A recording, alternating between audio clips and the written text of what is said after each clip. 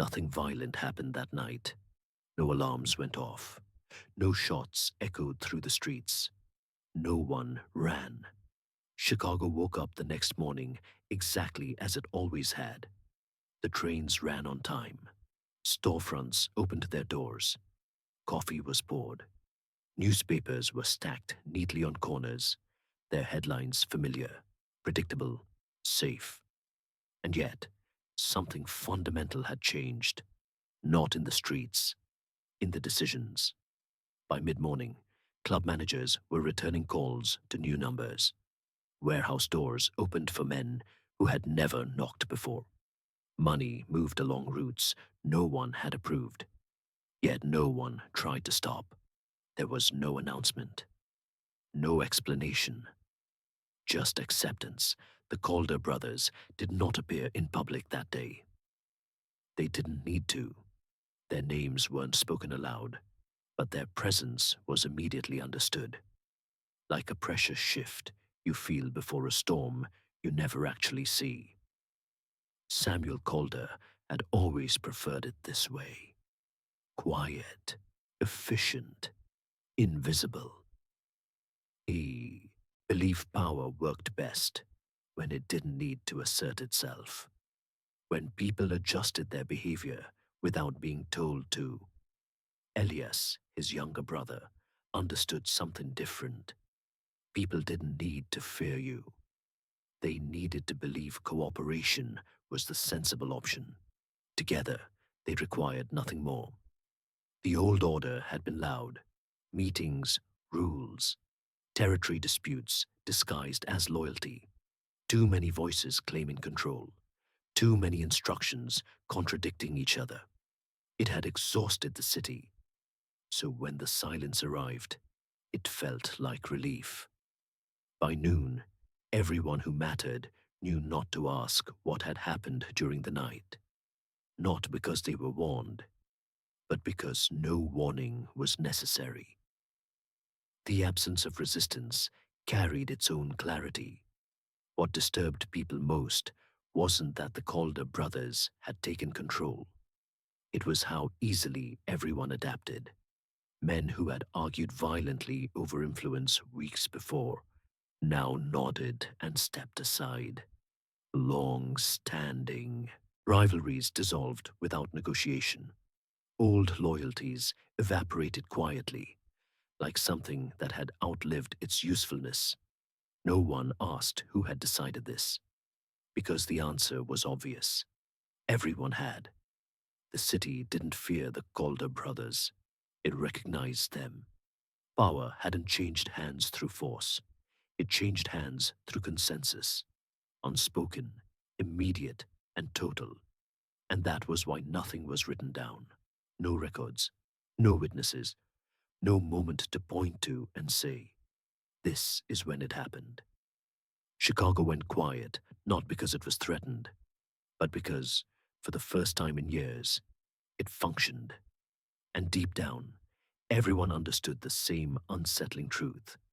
If something worked this well, it didn't need justification. It only needed to continue. Resistance requires friction, disagreement, competing authority, the belief that pushing back might improve the outcome. Chicago had lost that belief long before the Calder brothers appeared. For years, the city had been governed by noise, too many intermediaries, too many meetings disguised as negotiations, orders contradicting orders, allegiances shifting weekly, sometimes daily. Everyone claimed power, but no one actually managed it. The streets hadn't been dangerous because of instability. They had been exhausting.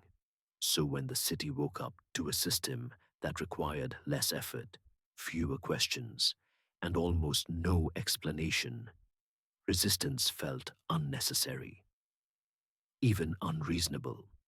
People didn't ask who was in charge because the results answered the question for them. Deliveries arrived on time. Conflicts stalled instead of escalating. Money moved efficiently, predictably, Without interruption, nothing dramatic happened. And that was the point. Samuel Calder understood something most leaders missed. People don't oppose power, they oppose inconvenience. When authority removes friction instead of creating it, it is rarely challenged. Elias handled what Samuel never bothered with: perception. He didn't announce their presence. He simply allowed people to notice patterns. Calls returned faster. Decisions finalized sooner. Uncertainty eliminated quietly. Together, they offered clarity without explanation. And clarity is seductive. Those who could have objected found themselves re-evaluating their reasons. The old leadership had demanded loyalty without efficiency, had justified chaos as tradition, had normalized instability as inevitable. The new order asked for nothing beyond cooperation, and cooperation felt sensible. This is why no one reached for their phone that morning, why no emergency meetings were called, why editors stared at blank headlines and moved on. There was no single moment to resist. There rarely is. Power doesn't arrive like an intruder. It arrives like a solution. The Calder brothers didn't force anyone out. They simply occupied the spaces others abandoned. The roles that had become too heavy to maintain. The authority that no longer knew how to justify itself. And the city stepped aside because stepping aside required less energy than challenging what already worked. Some later tried to rewrite the moment in their memories, convincing themselves fear had played a role. That intimidation explained the silence. But fear leaves traces. This left none. The truth was simpler and far more unsettling. Chicago complied because compliance felt efficient, because doing nothing appeared to cost less than doing something, because the city recognized almost instantly that whatever had happened overnight had produced order. And order, once restored, tends to justify itself. That was the real takeover, not the Calder brothers asserting control, but the city deciding it no longer wanted the old one. Before the silence, the Calder brothers were easy to miss. They didn't announce themselves. They didn't compete for attention. They didn't speak in rooms where speaking was expected. In a city where power had always been loud, they seemed irrelevant. Samuel Calder had learned early that visibility was a liability. People noticed ambition. They remembered voices that carried too far. They watched those who wanted to be seen. Samuel wanted none of that. He worked quietly, often in positions that offered proximity without authority, close enough to observe, far enough to avoid responsibility. He listened more than he spoke, and when he did speak, it was rarely memorable. That was intentional. Elias was different, but complementary. Where Samuel minimized presence, Elias softened it. He was likable without being impressive, present without being dominant. He remembered names, adjusted tone, blended into spaces where influence moved informally. People thought Elias was harmless. They confused approachability with insignificance. Together, the brothers occupied a category few took seriously: the background. They were neither rivals nor threats. They existed in the margins of conversations, close enough to absorb information, distant enough to avoid suspicion. They watched. For years, they observed how decisions were actually made, not in official meetings, but afterward, in hallways, in pauses, in moments when leaders hesitated and others filled the gap. They learned where authority truly lived, not in titles, but in follow-through. Most importantly, They noticed how tired everyone was. The people in charge had grown defensive. Power had become something they protected, not something they used effectively. Every change required justification. Every decision invited resistance. Maintaining influence demanded constant effort. Samuel recognized the flaw immediately. Power that requires explanation is already weakening. So the Calder brothers never challenged the old order. They waited. They positioned themselves where solutions were needed, not where arguments happened. When problems emerged, they resolved them quietly, without credit. When confusion spread, they simplified instead of correcting. Their involvement always reduced tension.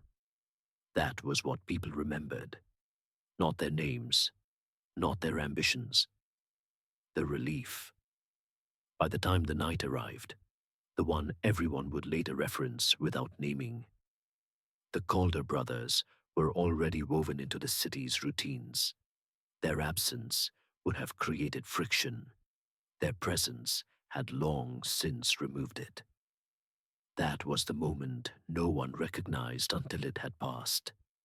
The city didn't accept new leadership because it was imposed. It accepted it because, for years, it had already been deferring to the same hands, just without acknowledging it. When power finally became visible, it felt familiar, and familiarity rarely alarms anyone. Looking back, some would later claim the signs had been obvious, that the transition could have been anticipated. But anticipation requires attention, and no one ever pays attention to what makes life easier until it's the only thing holding it together. There were no reports filed that night, no calls logged, no meetings remembered, no witnesses who could later agree on what exactly had taken place. That absence wasn't accidental. The night itself was unremarkable. Streets looked the same. Lights stayed on at the same hours. Clubs closed when they usually did. People went home expecting the next day to resemble the last. Nothing signaled transition. And yet, by morning, every informal hierarchy in the city had shifted. This was not a night defined by action, but by coordination. Certain people didn't show up where they normally would have. Others arrived without explanation, not early, not late, but exactly when needed. A few conversations ended sooner than expected. A few doors that had always been closed were suddenly unlocked. No one challenged these changes because none of them, on their own, felt significant enough to question. That was the design. Samuel Calder understood fragmentation. He knew that resistance forms around identifiable moments, a single order, a single confrontation, a single public shift. Take that away, and opposition loses its grip. Elias handled the human part. He made sure reassurance moved faster than doubt, that familiar faces delivered unfamiliar outcomes. That uncertainty never had time to gather itself into concern. People later tried to reconstruct the sequence. They asked each other questions like, "When did you hear about it? Who told you? Was there a meeting?" The answers never aligned. Someone thought it was decided earlier. Someone else assumed it had been in motion for weeks. A few believed they had agreed to it themselves and simply forgotten when. That confusion wasn't a flaw. It was evidence of success. A system without a clear origin cannot be protested. There is no starting point to dismantle, no signature to contest, no authority to hold accountable. The old leadership faded not through removal, but through irrelevance. Their instructions stopped circulating. Their calls went unanswered, not out of defiance, but because better options appeared, before they could finish speaking. By sunrise, everyone was already operating under the new arrangement, not because they had been instructed to, but because deviation felt impractical. There was no document announcing the change, no ledger marking the transfer of influence. The absence of records ensured the event could not be framed as a takeover. It felt more like an adjustment, overdue, logical, and strangely calm. People would later ask how such a massive shift could occur without anyone noticing. They misunderstood the question. The city noticed immediately. It just didn't consider what it noticed to be a problem. When order improves silently, people don't investigate its source. They accept it, grateful that something finally makes sense. And by the time someone considers asking, who made it happen? The question itself feels outdated because the night had already done its work, quietly, completely, and without leaving anything behind that could be challenged.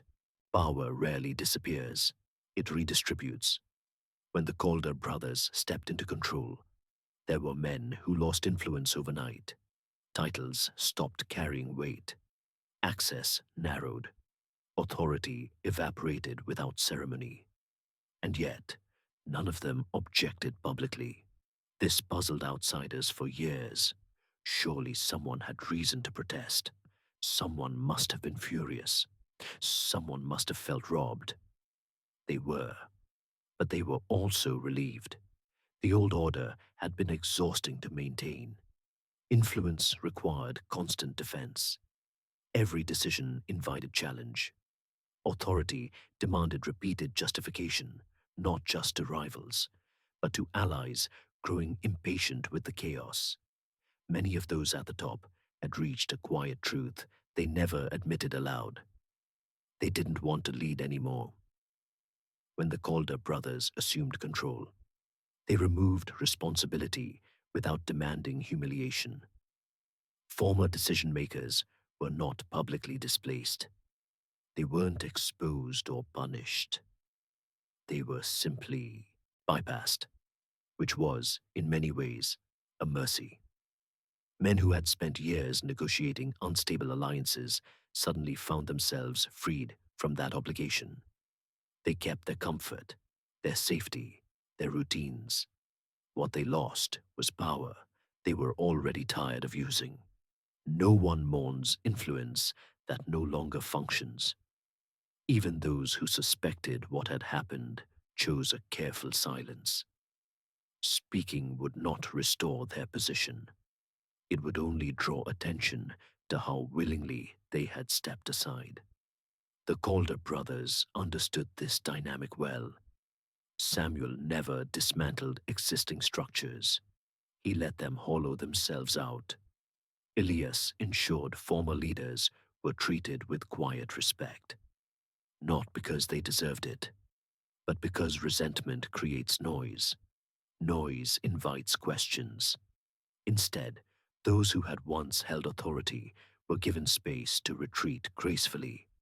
Their silence was rewarded with stability, their cooperation with invisibility.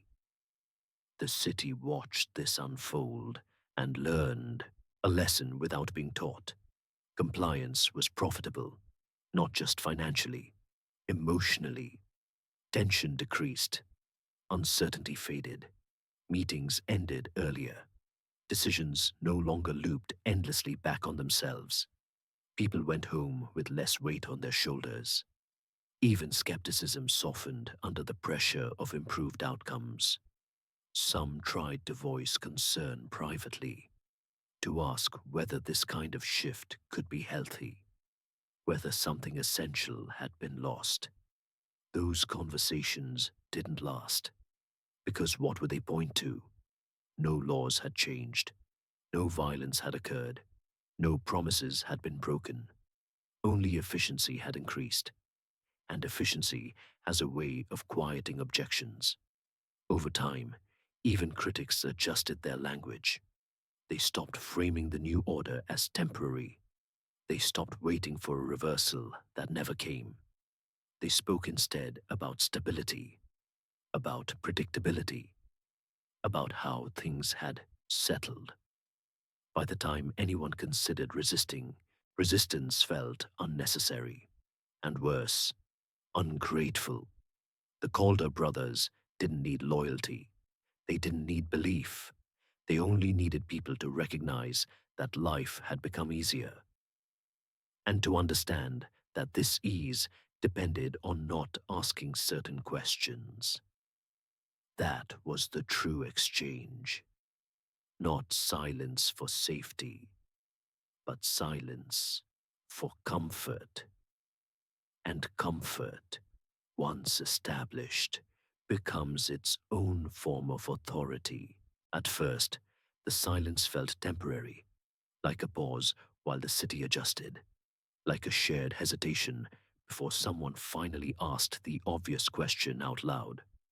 But weeks passed, then months, and the question never arrived. Not because people forgot, because they learned. Chicago didn't receive new rules written on paper.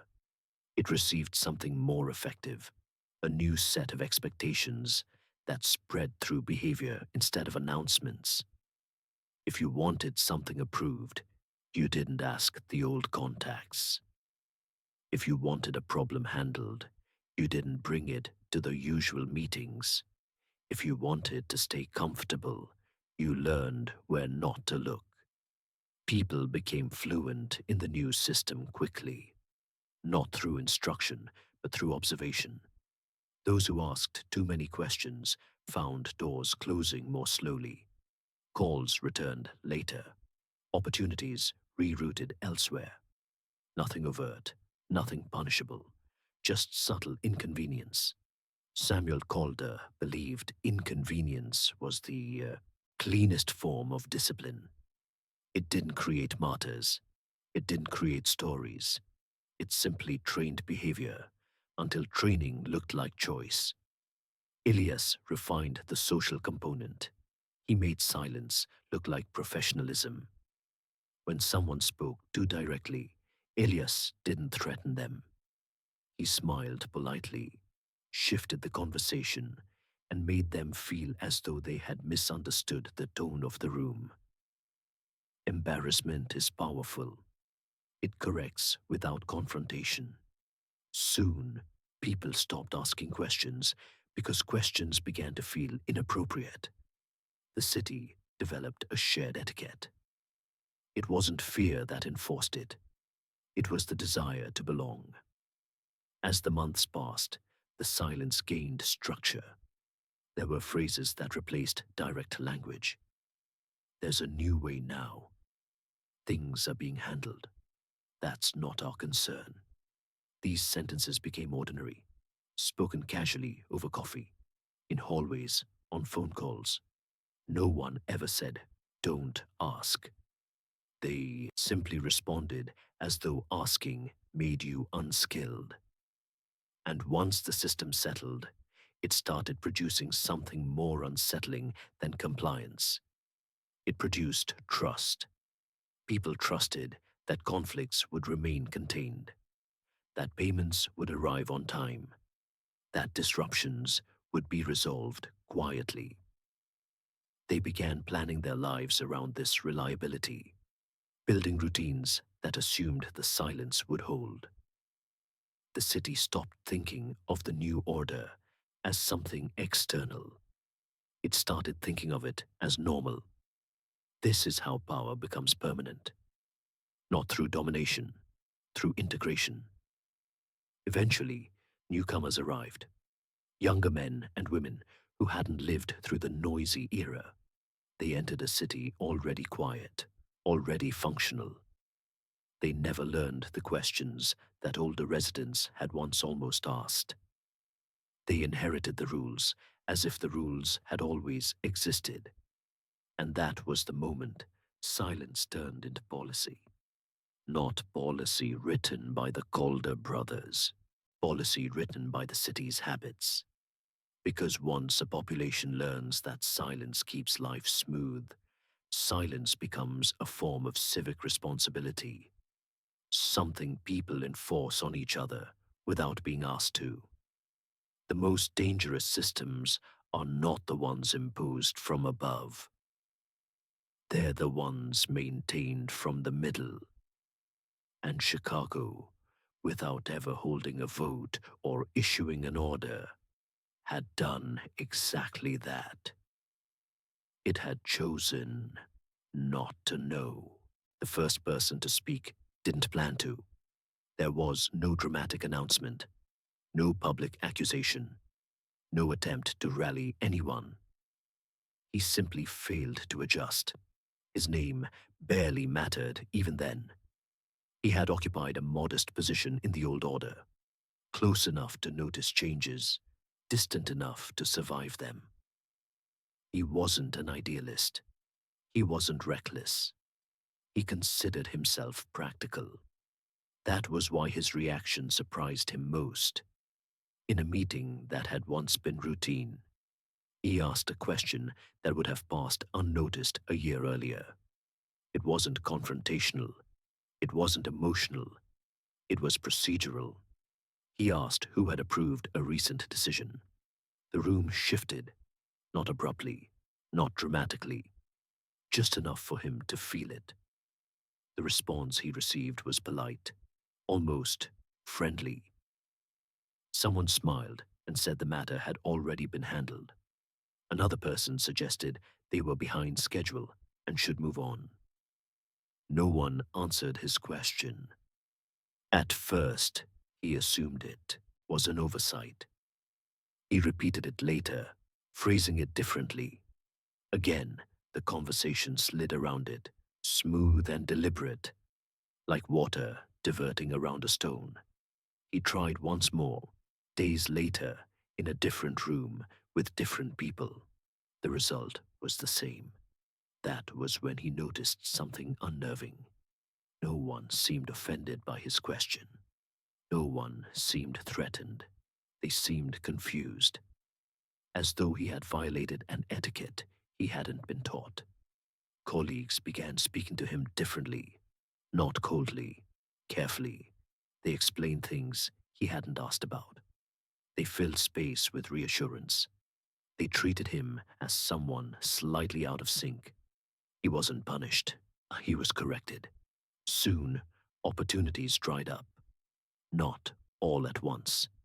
Gradually, he found himself excluded from conversations where decisions were finalized, included only after outcomes were already settled. When he mentioned this to a friend, the response was immediate and sincere. "You're overthinking," they said. "Things work now." That sentence stayed with him. Things work now. It wasn't a warning. It was a justification. He realized then that the city no longer knew how to process dissent, not because dissent had been crushed, but because it no longer made sense. The system had no language for questioning efficiency. By speaking, he hadn't exposed corruption. He had exposed himself as impractical. Eventually, he stopped asking, not because he feared consequences, but because the effort felt pointless. The silence didn't push back. It absorbed him, smoothed him out, reduced his urgency until he matched the pace of everything else. When he finally left the city, years later, there was no record of his questions, no trace that anyone had ever tried to interrupt the flow. He hadn't been silenced by force. He had been silenced by consensus. And once consensus settles in, individual voices don't disappear dramatically. They simply fade, remembered only by the brief discomfort they caused before things return to functioning as intended. The city didn't reject him. It ignored him, which he would later realize was far more effective. There came a point when the Calder brothers stopped being relevant in the way people expected power to be, not because they had lost control, but because control no longer required them to act. Samuel noticed it first. Decisions continued to align even when he wasn't consulted. Outcomes matched expectations without direct coordination. Problems resolved themselves before reaching the level that once demanded intervention. The system had learned. Elias felt it socially. People stopped looking for reassurance. They spoke as though the rules had always existed. Newcomers adapted within days, absorbing expectations through tone, posture, and timing rather than instruction. No one asked who was in charge anymore, because asking implied uncertainty, and uncertainty no longer felt necessary. The Calder brothers had become a reference point, not an authority. Their presence was symbolic rather than functional. Like the foundation of a building, you don't see once the structure stands. That was the most dangerous moment. When power no longer depends on individuals, it becomes durable. Samuel reduced his involvement intentionally. He understood that visibility now carried risk. The fewer decisions tied directly to his name, the harder the system would be to challenge. Elias followed suit. He stopped moderating conversations, stopped smoothing tensions. The city no longer needed his adjustments. It had internalized them. Language shifted subtly. People stopped saying, "This was decided." They started saying, "This is how it's done." The difference mattered. It signaled permanence. Those who entered positions of influence after the transition never experienced resistance, so they never questioned its absence. They inherited compliance the way previous generations had inherited chaos. As a given, procedures became shorter, disputes ended earlier, accountability blurred into outcome. If things worked, the method was considered correct. And if something failed, correction happened quietly, without attribution. The absence of blame was mistaken for fairness. Samuel once remarked privately that the system had reached its final stage, when no one feels coerced, no one feels oppressed. The city had learned to regulate itself through expectation rather than enforcement. Deviance felt socially awkward, professionally unwise, personally inconvenient. No threat was required. The Calder brothers could disappear entirely, and nothing would collapse. Their removal would produce no void, no scramble, no return to disorder, because there was nothing left for them to hold. Power, once external, had migrated inward. It lived in habits, in assumptions, in the shared understanding of what was appropriate to say and what was better left alone. This was not tyranny, it was alignment. And alignment, when achieved at scale, is indistinguishable from consent. The city no longer needed leaders to maintain the quiet. It maintained itself, which meant there was no clear target to confront, no villain to remove, no mechanism to dismantle, only a way of functioning that worked too well to resist. And when something works this efficiently, questioning it begins to feel like sabotage.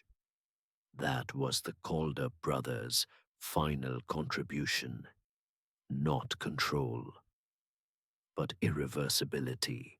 The losses didn't arrive loudly. Nothing disappeared overnight. No traditions ended abruptly. No relationships fractured in a way that demanded attention. That was why the cost went unnoticed. Chicago functioned better than it had in years. Schedules held. Agreements were honored. Disruptions stayed contained. People slept more regularly. They planned further ahead. By every visible measure, The city improved, and yet something began to thin. It showed first in small, almost admirable choices.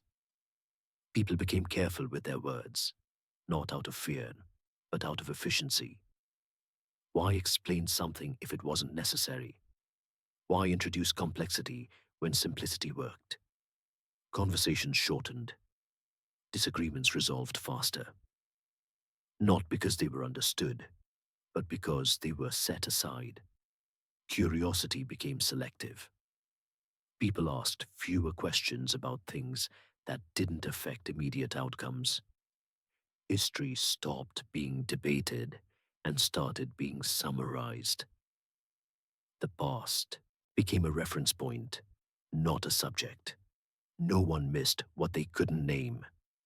New ideas emerged less frequently, but when they did, they looked familiar. Innovations were encouraged only if they aligned cleanly with existing expectations. Risk was managed before it could be felt. Nothing was forbidden. It was simply unrewarded. Those who pushed boundaries weren't punished. They were redirected toward more productive efforts. Their energy was reallocated, their urgency diluted by well-meaning guidance. The city didn't suppress difference. It optimized it away. Over time, this produced a particular kind of calm. Streets felt predictable. People trusted processes. Outcomes were rarely surprising. But surprise, once removed, takes something else with it. People stopped noticing absence. A meeting that would have sparked debate a decade earlier now concluded in minutes. A decision that once would have divided groups passed unremarked. Not because consensus had improved, but because expectations had narrowed. The city grew quieter in ways that had nothing to do with sound. Stories lost detail. Anecdotes became polished. Personal histories were trimmed for relevance. Anything that introduced ambiguity was considered inefficient. The system didn't demand obedience. It invited alignment, and alignment made people feel competent. Looking back, it was impossible to say when something essential had been lost. There was no moment to point to, no choice anyone remembered making, which made the loss difficult to challenge. How do you object to comfort? How do you protest smoothness? The city had gained reliability at the expense of tension. And tension, it turned out, was where reflection used to live. Without it, life continued uninterrupted, but slightly flattened. Depth replaced by continuity. Meaning replaced by function. No one felt unhappy, which was the most persuasive argument of all. By the time anyone sensed that something had been traded away, the trade already felt old. The city could no longer imagine itself operating differently, not because alternatives were impossible, but because imagining them required effort, and effort, under a perfect system, had become unnecessary. Years later, no one could agree on when the city stopped changing. There was no final stage, no moment when someone said, "This is complete." Chicago simply settled.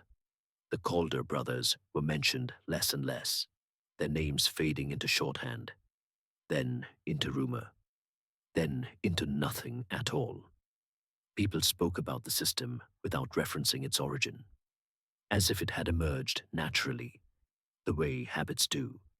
Children grew up inside it. They learned how to behave before they learned how to question. They absorbed tone and timing long before intent. By the time they noticed the absence of conflict, it felt reassuring rather than strange. This was the only Chicago they knew. Visitors sometimes sensed something unusual. Not danger, not tension, just a quiet smoothness that felt difficult to engage with. Conversations moved politely but didn't deepen. Opinions adjusted quickly to fit the room. Outsiders described the city as efficient. Locals described it as stable. No one described it as curious, because curiosity had no visible function here.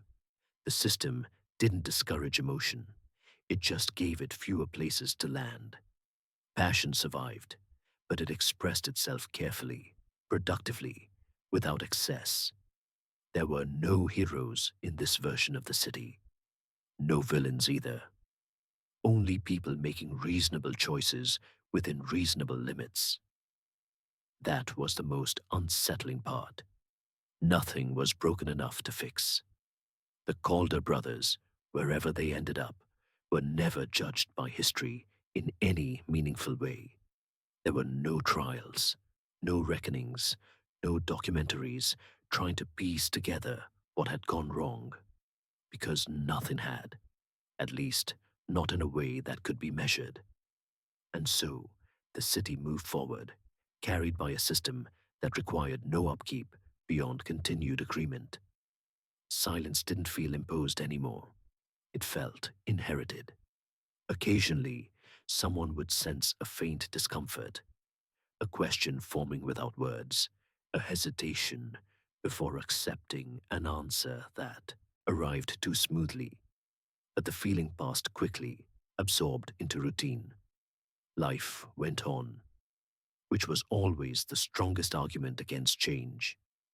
Looking at Chicago now, it would be easy to admire what it became, to point to outcomes and call them success, to note the absence of chaos and mistake it for health. And maybe that would be fair. But some stories are not about damage, they're about exchange. What was traded for comfort, what was surrendered for ease, what disappeared so gradually that no one thought to name it. The city never chose silence directly. It chose what silence made possible. And once chosen, it became indistinguishable from normal life. That is how power lasts. Not by demanding belief, not by enforcing fear, but by making itself unnecessary to notice.